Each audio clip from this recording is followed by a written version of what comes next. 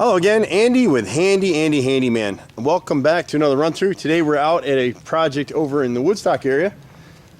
Homeowner called us out for a number of different things, and this particular house, great house. I mean, they got a great lot up here. It's a beautiful house. Just needs a little help getting it back in shape again.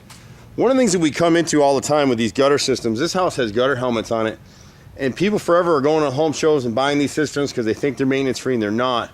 And so where you see this edge all the way around, that has to be cleaned annually. And once it gets dark and mildewed and algae like these are, they don't work anymore. And so the water ends up just coming over the tops of the gutters, and sometimes they clog, like this one over here in the left corner is clogged, and you can see where it rotted out the soffit right here, and it's been repaired before. And so when you have systems like this, annually, you got to clean them. Whenever you see streaking across the front of your gutters, you just know that you've got a problem.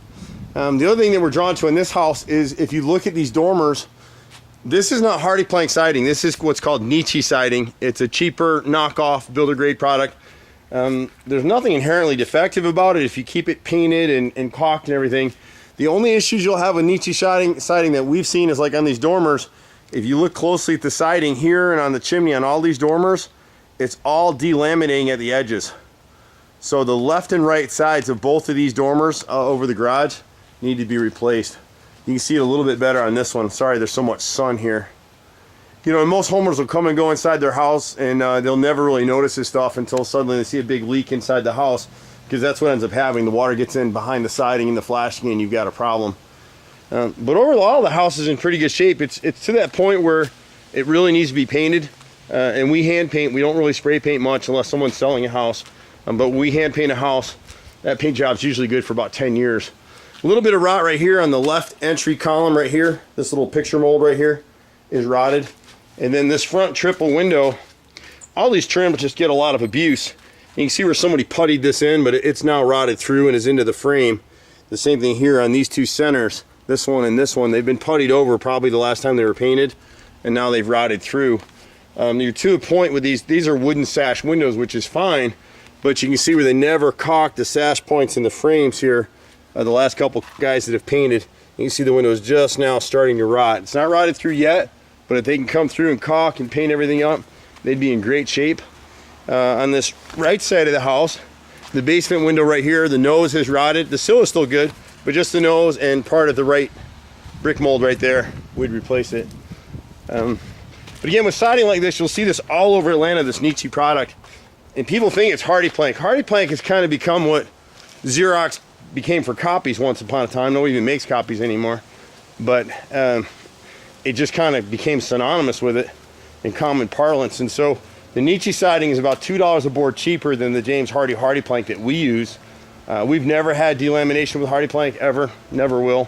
Just a great product. It's 7 layers, this is 5 layers, so it's just a little bit thinner. It's a cheaper process, that's why it's cheaper to buy. But the builders, when they put this stuff up, they don't tell anybody that.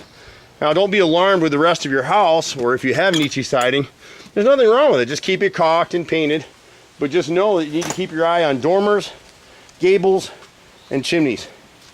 And you'll see right here on this chimney, it's the same issue.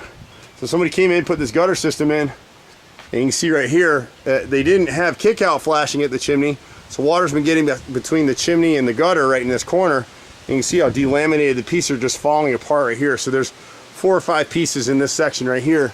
When you have gutter helmet like this, you can't flash it into you can't flash the system into the chimney siding as it should be, so we can just seal across it. But you can see how dirty, see the edge, and see how much streaking is back in here. So what's starting to happen now is the water's going behind the gutter and it's coming out through the soffit in here. Underneath this deck, they've got a dry below system over, I think, all of the deck actually. Back here they got a little bit of dry rot in this 5/4 by 6 wood right here. There's about I think we said 6, 7, 8 foot. We would stagger it, and we'd have to move this planting strawberries, it looks like, out of the way. And then we can this was actually painted as it's supposed to stain. This is an oil-based stain that's on here, so you need to do it every couple of years. The right corner board of the chimney is rotted down here in the corner, and this cut's rotted through as well. You can see how soft it is. You can I can put my finger through it right here. Whenever you see this kind of blistering, it just lets you know that it's bad. And it goes all the way to that joint up there. So about 12 feet on this right side. We'll clean the roof and clean this debris out from behind the chimney. We may find some rot back there as well. And again, you can see this one face piece right here where it hits the shingles. They're starting to get a leak right here. I didn't see that even through my first walkthrough, right in that area. You can see where so much water hits against the niche siding. Again, that's what causes it to delaminate. It's not animals, it's just water. And then the way the deck is flashed, it would really be smart to have a flashing plate installed all the way through here, just to keep that water from getting to the flashing that's under here. This deck is probably about 20 years old, so it's around that age now where the flashings failed. Even though they have a dry below system underneath, you don't want any of that water getting back against the framing of the house. So if you install the pressure treated plate here, it'll kick that water out and allow the dry below canopy system underneath to do its job. And we got just a little bit more down here. I think on this deck railing, they had a tree or something hit the side of it, but it was never really built properly anyway. Whoever built both of these decks, none of this meets code. And this deck's actually in pretty good shape, but there should be a 4x4 notch post here and at every corner. This one we weren't really as concerned with. If they go to sell the house someday, they'll have to bring it to code, more than likely. And then down here, got a great little area down here. And so this deck system over here on the left side just was never built right.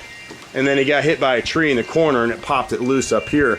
So everywhere right now you've got this 2x4 system set up. You see how shaky this thing is. It was shaky before the tree hit it. But every one of these posts, this one, there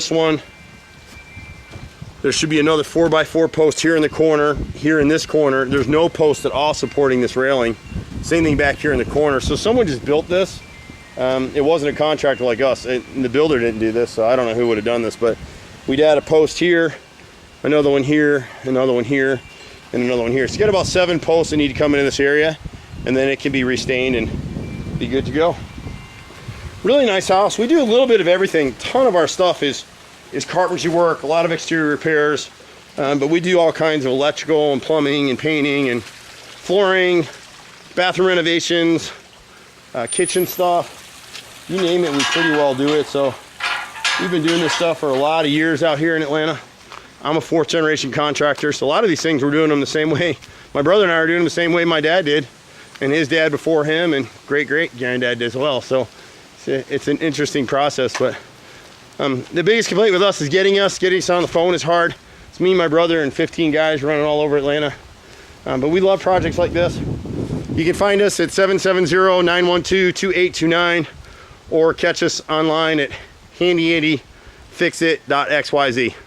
Thanks so much. See you at the next house. Bye for now.